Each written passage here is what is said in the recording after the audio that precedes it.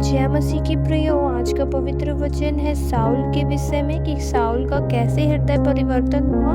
तो आज उसी के बारे में जानेंगे जो पाया जाता है प्रेरितों के काम 9 अध्याय में। शाऊल जो अब तक प्रभु के चेलों को धमकाने और घात करने की धुन में था, महायाजक के पास गया और उससे दमिश्क के आराधनालयों के नाम पर इस अभिप्राय की चिट्ठियां मांगी कि क्या पुरुष क्या स्त्री जिन्हें वह इस पंथ पर पाए उन्हें बांधकर यरूशलेम ले आए।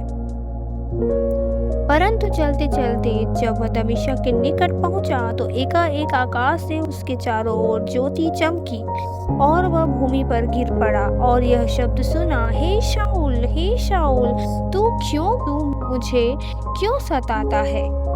उसने पूछा, हे प्रभु तू कौन है। उसने कहा, मैं यीशु हूँ जिसे तू सताता है। परंतु अब उठकर नगर में जा और जो तुझे करना है वह तुझसे कहा जाएगा। जो मनुष्य उसके साथ थे वे अवाक रह गए, क्योंकि शब्द तो सुनते थे परंतु किसी को देखते न थे। तब शाऊल भूमि पर से उठा, परंतु जब आंखें खोली तो उसे कुछ दिखाई न दिया और वे उसका हाथ पकड़ के दमिश्क में ले गए। वह 3 दिन तक ना देख सका और ना खाया और ना पिया। दमिश्क में हनन्याह नामक एक चेला था।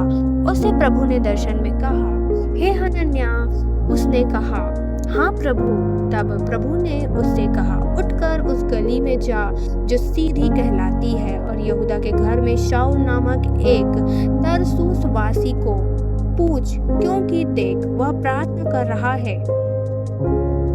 और उसने हनन्याह नामक एक पुरुष को भीतर आते अपने ऊपर हाथ रखते देखा है ताकि फिर से दृष्टि पाए। हनन्याह ने उत्तर दिया, हे प्रभु, मैंने इस मनुष्य के विषय में बहुतों से सुना है कि इसने यरूशलेम में तेरे पवित्र लोगों के साथ बड़ी बड़ी बुराइयां की है और यहाँ भी इसको प्रधान याजक की ओर से अधिकार मिला है कि जो लोग तेरा नाम लेते हैं उन सबको बांध ले। परंतु प्रभु ने उसे कहा, तू चला जा, क्योंकि वह तो अन्य जातियों और राजाओं और इस्राएलियों के सामने मेरा नाम प्रकट करने के लिए मेरा चुना हुआ पात्र है।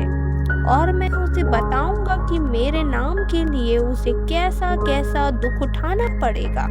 तब हनन्याह उठकर उस घर में गया और उस पर अपना हाथ रखकर कहा, हे भाई शाऊल, प्रभु अर्थात यीशु जो उस रास्ते में जिससे तू आया तुझे दिखाई दिया था, उसी ने मुझे भेजा है कि तू फिर दृष्टि पाए और पवित्र आत्मा से परिपूर्ण हो।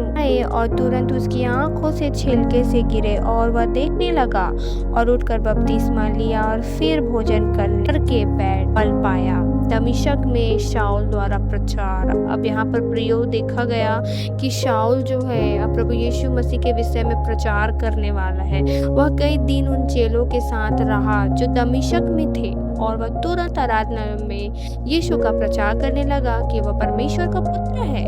सब सुनने वाले एकदम चकित होकर कहने लगे, क्या यह वही व्यक्ति नहीं जो यरूशलेम में उन्हें जो इस नाम को लेते थे नष्ट करता था और यहाँ भी इसीलिए आया था कि उन्हें बांधकर प्रधान याजकों के पास ले जाए।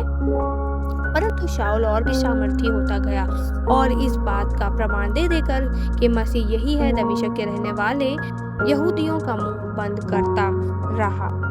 बहुत दिन बीत गए तो यहूदियों ने मिलकर उसे मार डालने का षड्यंत्र रचा, परंतु उनका षड्यंत्र शाऊल को मालूम हो गया। वे तो उसे मार डालने के लिए रात दिन फाटकों पर घात में लगे रहते थे, परंतु रात को उसके चेलों ने उसे टोकरी में बैठाया और शहरपनाह पर से लटका कर उतार दिया। यरूशलेम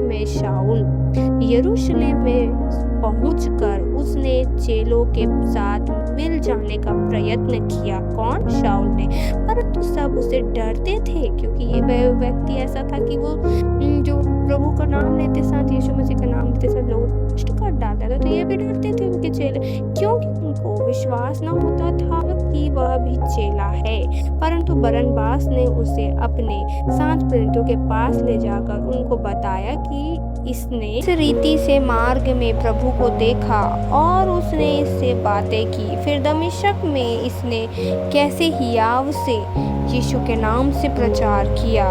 वह उनके साथ यरूशलेम में आता जाता रहा, निधड़क होकर प्रभु के नाम से प्रचार करता था और यूनानी भाषा बोलने वाले यहूदियों के साथ बातचीत और वाद विवाद करता था, परंतु वे उसे मार डालने का यत्न करने लगे। यह जानकर भाई उसे कैसरिया ले आए और तरसुस को भेज दिया। इस प्रकार सारे यहूदिया और गलील और सामरिया में कलीसिया को चैन मिला और उसकी उन्नति होती गई और वह प्रभु के भय और पवित्र आत्मा की शांति में चलती और बढ़ती गई। प्रभु इन वचनों के पढ़े सुने समझे जाने में आप सभी को आशीष दे। आमीन।